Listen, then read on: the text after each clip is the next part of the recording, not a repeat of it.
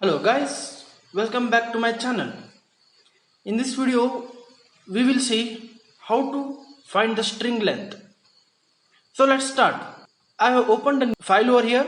I am going to save by pressing Ctrl S. I am going to save it as strlen1.s. Save this. Okay. Now I am going to write the general syntax of ARM7. Let the file name be string length.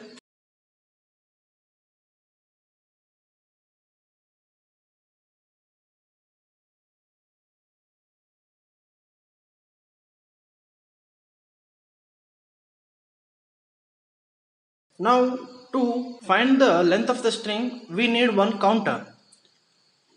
Let the counter be R1. I'm going to write move R1 comma hash 0 so that I initialize R1 to 0. This will be our counter, which will count the number of alphabet in a string and gives the total number of alphabets, which is going to be our string length. Now next we are loading the address of the string variable in a register. So I'm going to take the address in R4. Let the variable name be strlen. This is the variable name strlen. Remember that the variable name should not be the keywords. That is, if I remove len, you can see it turns blue. It indicates that it is a keyword. So to avoid that, I wrote len. This is our string variable. Now what we are going to do is we will load the first byte of string into the register. That is done like this: LDRB. B means first byte. First byte means 8-bit. You will understand this later. Just remember that it is an first byte. I will write R0, comma, in square bracket R4 and comma hash 1. What is going to happen is the first byte content will be loaded in R0 and the R4 value will be incremented by 1 byte. After that, what I am going to do is I am going to compare R0 with 0, that is CMP R0 comma hash 0. This is done because after the end of every string we will be having zeros. Similarly, in C program we will be having slash 0, that is null character. So in this we will be having zeros at the end. If you are not understanding this one, hang in there. Once we execute the code, you will definitely understand it. So I am going to compare R0 with 0. And what I am going to do is branch if equal to. If once R0 becomes 0, then it indicates that I have reached the end of the string. Then I am going to go to stop flag. So this will be our stop flag over here. When it comes to stop flag, it goes to infinite loop. I am going to write the infinite loop. Stop B, stop 1B. Okay. This is going to be in the infinite loop. If this is only when if R0 becomes equal to 0, that is if R0 reaches end of the string. If R0 is not at the end of the string, what we are going to do is increment the R1 value, that is add R1 comma hash 1. For 1 byte we are going to add 1, means every character will occupy 1 byte, which is an ANSI value. So after every 1 byte we have passed, we will increment the register value by 1. So this should be in a loop, right? Till R0 becomes 0, this should be in loop. So it goes on calculating the number of characters. So I am going to write here loop, that is branch without condition. It goes on doing this one till R0 becomes 0. So I am going to write here as loop, the loop flag. Okay. Now we are left with one thing, that is we have to declare the variable strlen. I am going to do it over here. strlen. Here we will use dcb. That is, this is usually used for string. Let me show you that one in the appendix over here. So you can see that dcb will occupy 1 byte, means according to the string length it goes on adding bytes to it. This is usually used for string initialization. So I have written dcd, and to assign a string to it we should use double quotes and write a string inside it. I will write my name over here and end the double quotes. See that the color has been changed. So this is it. I am going to end this one. I am going to slightly indent my code.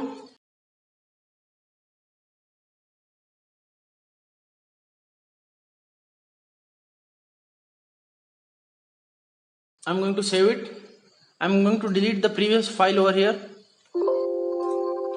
I am going to add the new file, that is strlen1. Add, close. I am going to compile this one. The one error, unknown opcode, enter. Okay, this is not enter, this is entry. Now it's good. I want to save this one. This one warning, you can neglect the warning over here. So I'm going to start the debug session. First what happens is R1 will be initialized to 0 when I press F11. Next, the variable address will be loaded in R4, that is 20 over here. We will write 20 and see what is happening in the address. So you can see that my name, that is Prithviraj, has been decoded into ANSI values and is stored. P letter, its ANSI value is 50, so it is stored as 50. The next is 52. R has an ANSI value of 52, it is stored as 52. That is in hexa, means this 50 is in hexa and 52 is also in hexa. This is all hexa values. Let me show you that one. So I have opened one of the website ansitable.com. So here you can see when I scroll down, I am going to expand this one. Okay. When I scroll down, for P here, you have 50 in hexa column, capital P, and for R you have 52. So when you come over here, you can see for P 50 has been stored, for R 52 has been stored. Similarly for all the letters, the respective ANSI hexa value has been stored over here. After the end of the string, that is capital J, you can see the 0 has been stored. When we say load the first byte, that is 50 will be loaded in R0. Let me show you that one. When I press F11, see 50 has been stored in R0. So 50 is not equal to 0, right? So it will not go to the stop flag. Instead it will go and add 1 in R1. So 1 has been added in R1. Now, yeah, 1 has been added in R1. Now it loops back. Here you can see that the color has been changed. Since 50 has been processed, 50 has been converted into red color. Now similar thing happens. 52 will be loaded. So it is compared. It is not equal to 0. So R1 is added. It becomes 2. Similarly, you go on looking. I'll go on pressing F11 till the end of the string. So you can see now here there are 1, 2, 3, 4, 5, 6, 7, 8, 9, 10. 10 characters. That is the string length is 10. So in R1 you can see the 10 has been stored. That is, A means in hexa. A is in hexa. In decimal, if we convert, it will be 10. So the now 0 has been loaded at the end of the string. Since it is equal to 0, it will jump to stop flag and it will go into the infinite loop. This ends our program. After the end of program, you can see R0 is pointing to 0. Means it has traveled through this all and is pointing to 0 over here. At that time, our R1 has been calculated the string length. And now our program is in infinite loop. So we got our string length in R1. I'm going to stop the debug session and start it again to explain it once again. So let me explain through the code. Since move, this now it is 0, the address has been loaded, and LDRB means first byte 50. R0 will be loaded with 50, that is first byte. R4 is pointing to 20, that is the first value 50. When I press F11, 50 is loaded and R4 is incremented to 21. 21 is nothing but the next value over here, that is 52. R4 is pointing over here, R0 is here, R0 is not equal to 0. Keep the track on this. R0 is not equal to 0, so R1 is incremented and it is looped back. Now R4 was pointing here, so 52 will be loaded in R0 and R4 is incremented and now it becomes 22. Now 22 is pointing to 55. R0 is here, R4 is here. Now 52 is compared with 0, so it is not equal to 0, so R1 is incremented by 1. Similar thing happens till the end, and at the end of the program we will get R1, that is the string length in R1, that is 10. So I'm going to stop the debug session. Now what happens when we want to have the array of strings? So if you want to have the array of string, you have two methods to do that. One, that is you can write over here as DCB, and I will write here as tree, simply the random thing. This is one way of getting an array of string. So I am going to save this, compile this. When I start the debug session, so you can see in the memory section over here, after the last letter J, that is A4, the next tree has been continued from here without having a 0 in between. So at that time it becomes difficult to get the string length. So for that, what we are going to do is, over here, this is, I said this was one way of declaring that one. Let me show you other way. Just a minute. I will add here 0 and then write another string. So this will differentiate from one string to another. I am going to save this, compile, start the debug session.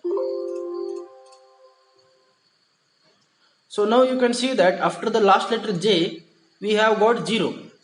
After this 0 over here, we will jump into the infinite loop. So the 0 is necessary after every string. I am going to start the debug session. This was one way of declaring an array of string. The other way is, I am going to delete this one.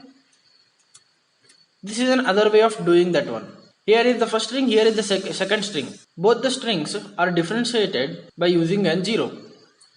So I am going to save this, compile. One warning, adding 1 byte of padding to address.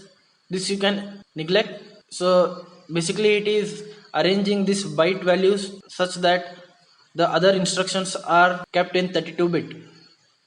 So I am going to start the debug session. Now you can see over here, the first string has been differentiated by 0 and the next string has been started. That the warning that we were getting, that was because every instruction occupies a minimum of 32-bit. So our string occupies any number of bit according to its size. Since it has 10 characters, it has occupied 10 bytes. Since it has 4 character, it has occupied 4 byte.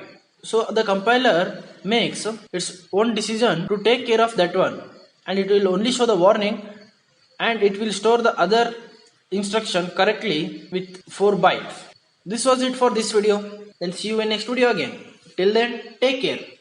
Bye.